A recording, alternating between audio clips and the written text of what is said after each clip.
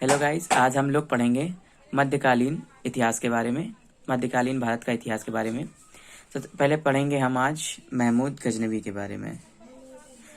और इससे पहले भारत पर आक्रमण के सिलसिले में पढ़ेंगे। सबसे पहले भारत पर आक्रमण अरबों का हुआ था मोहम्मद बिन कासिम के नेतृत्व में 712 ईस्वी में।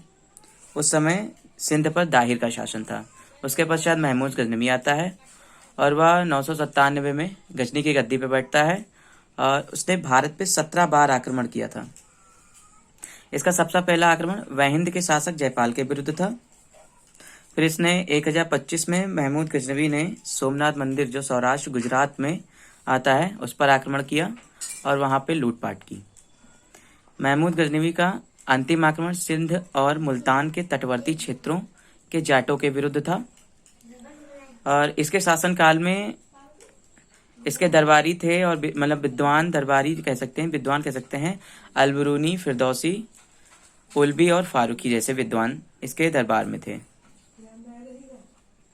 फिर हम आ जाते हैं मोहम्मद गोरी के बारे में।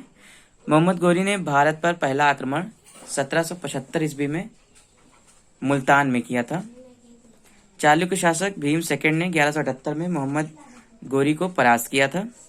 फिर कुछ समय पश्चात इसने 1191 में पुनः आक्रमण करता है और यह पृथ्वीराज चौहान के साथ तराइन का प्रथम युद्ध होता है इसका, जिसमें गोरी की हार होती है, मतलब गोरी पराजित हो जाता है।